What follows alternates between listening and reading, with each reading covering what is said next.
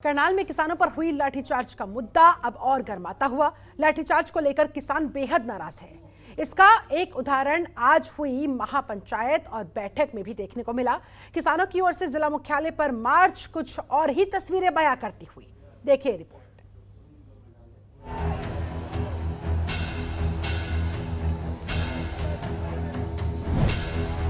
किसानों का जिला मुख्यालय मार्च,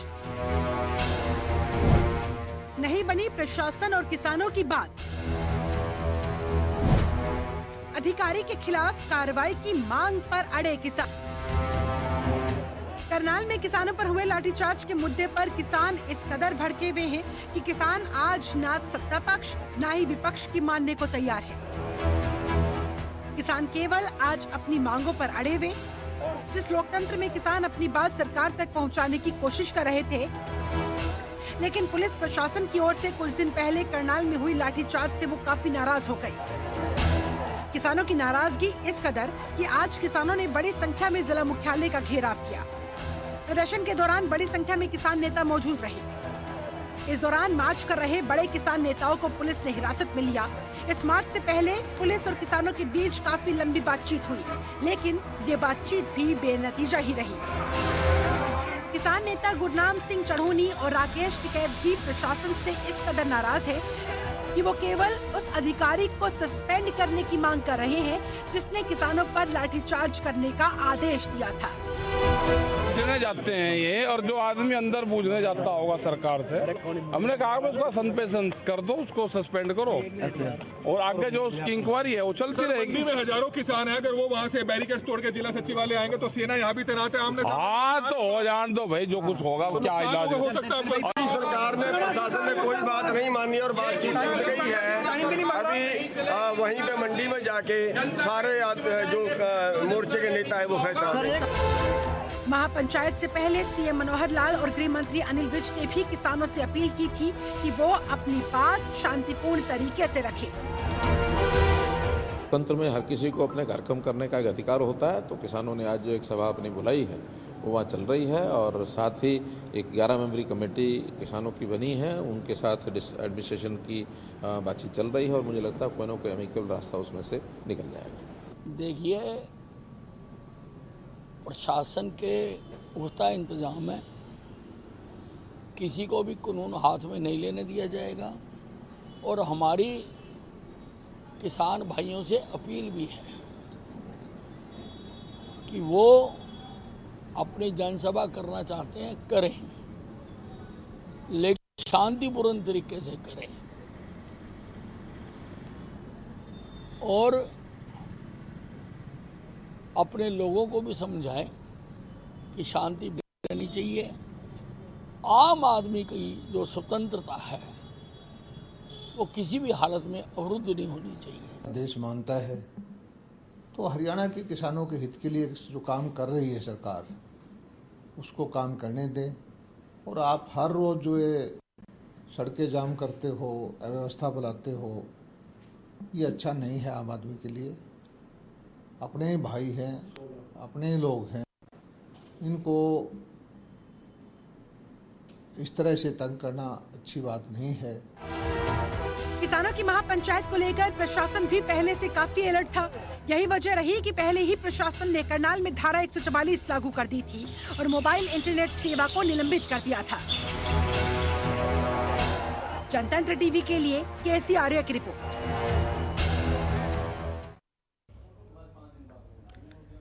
और चलिए अब बढ़ते हैं खबरों में आगे।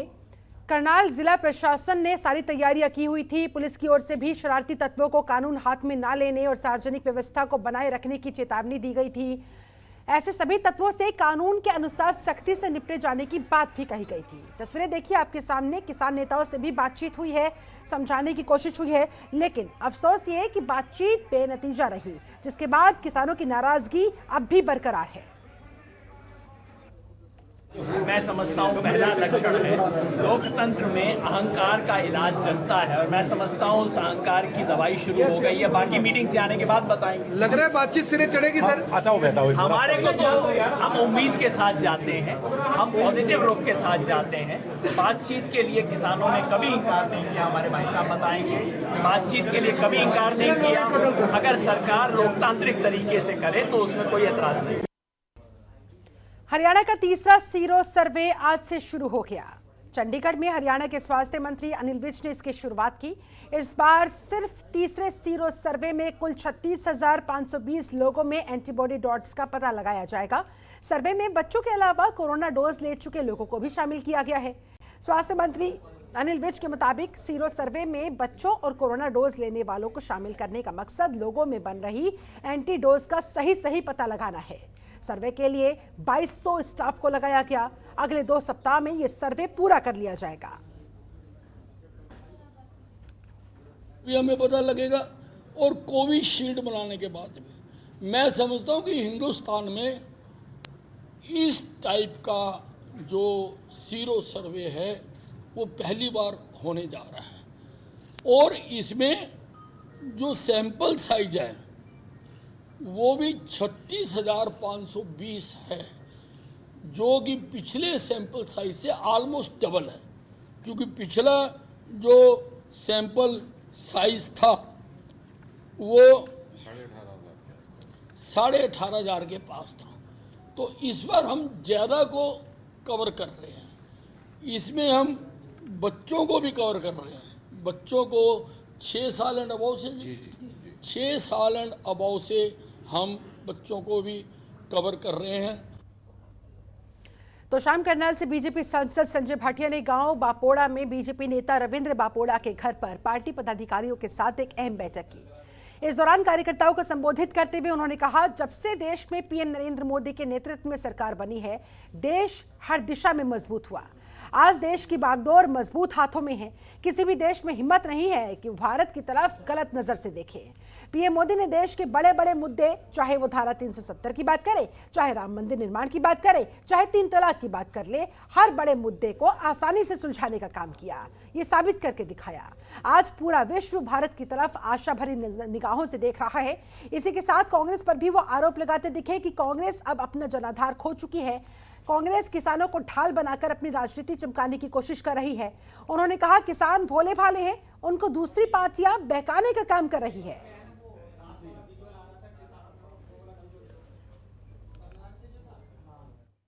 मैं मानता हूं कि किसान आंदोलन की आड़ में लोग इस बात को भी मुद्दा बनाते हैं। मैं कहता हूँ पेट्रोल डीजल की कीमतें बढ़ रही हैं, तो ये जो इंटरनेशनल जो मार्केट वैल्यू है, जो पहले जो कि सब सब्सिडाइज रेट्स पर था, आज इतने डेवलपमेंट के काम हो रहे हैं। आज किसान को सम्मान निधि दी जा रही है। आज इतना आयुष्मान कार्ड गरीबों का इलाज 5 लाख तक का फ्री किया जा रहा है। इतने गैस सिलेंडर जिनके पास चूल्हा नहीं था, गैस चूल्हा नहीं था, उनको दिया गया। ऐसी देखो योजनाएं, जो देश चलता है, योजनाएं चलती हैं। कांग्रेस के वरिष्ठ नेता और दोशाम से कांग्रेस विधायक किरण चौधरी ने करीब 1 दर्जन गांव का दौरा करते हुए जनसभा को संबोधित किया। इस दौरान देश और प्रदेश की बीजेपी सरकार पर वो जमकर निशाना साधती दिखी। उन्होंने कहा, सरकार की गलत योजनाओं की वजह से आज देश में बेरोजगारी चरम सीमा पर है।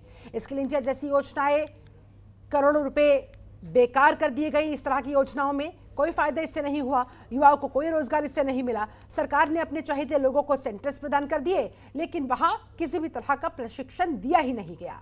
केवल और केवल युवाओं को सर्टिफिकेट प्रदान कर दिए गए। ये फर्जीवाड़ा जिसे अंजाम दिया गया। एक भी युवा को रोजगार नहीं मिल पाया है। हरियाणा सरकार ने 75% युवाओं को रोजगार देने का वादा किया था, जो केवल अब एक जुमला बनकर रह गया है।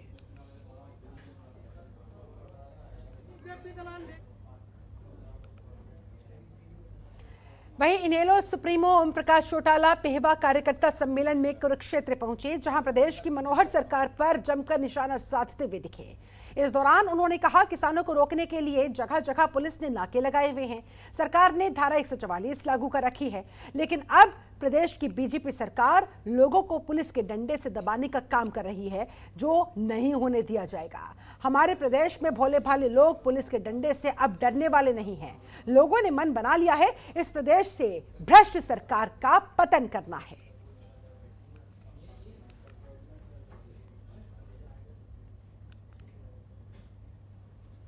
हरियाणा में पुलिस ने शिक्षक दिवस पर विशेष पखवाड़ा मनाने का फैसला किया, जिसके तहत पुलिस अधिकारी अलग अलग इलाकों में जाकर उन्हें ट्रैफिक नियमों और नशाखोरी सहित दूसरे मुद्दों पर जागरूक कर रहे हैं।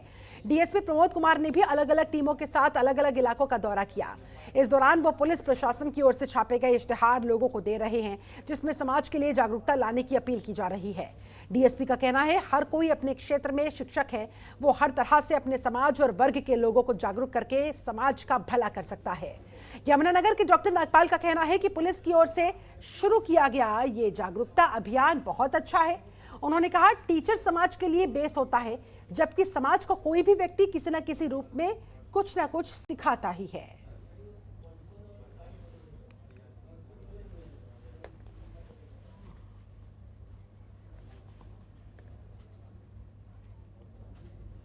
हरियाणा के इंद्री में पहुंची आम आदमी पार्टी की किसान मजदूर खेत बचाओ रैली, जहां इस यात्रा के माध्यम से लोगों को आम आदमी पार्टी की नीतियों से अवगत करवाने का प्रयास हुआ।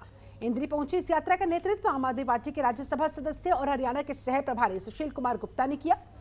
इंद्री में शहीद उधम सिंह की प्रतिमा पर पुष्प अर्पित करने के बाद ये यात्रा शहर की अलग अलग सड़कों से गुजरते हुए शहीदी स्मारक पहुंची। यात्रा का जगह जगह लोगों ने स्वागत भी किया। इस यात्रा में काफी संख्या में वाहनों का काफिला चलता नजर आया। वाहनों पर आम आदमी पार्टी के ध्वज के साथ तिरंगा झंडा भी लहराता नजर आया।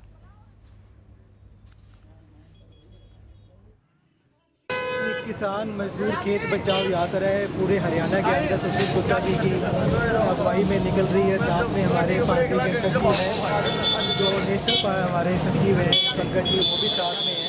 इसका मकसद यही है, अभी गुप्ता जी ने बताया, किसान बचाना, मजदूर बचाना और खेत बचाना, तो तीनों एक दूसरे से लिंक हैं। अगर किसान रहेगा, खेती होगी, तो किसी को मजदूरी नहीं मिलेगी। अगर मजदूर होगा, अगर खेत रहेगा, तभी मजदूरी भी कहीं नहीं। खबरों के निष्पक्ष विश्लेषण के लिए सब्सक्राइब करें Janatantra TV and press the bell icon. Never miss any update.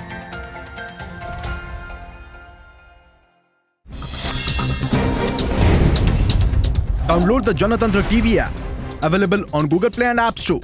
Download it now.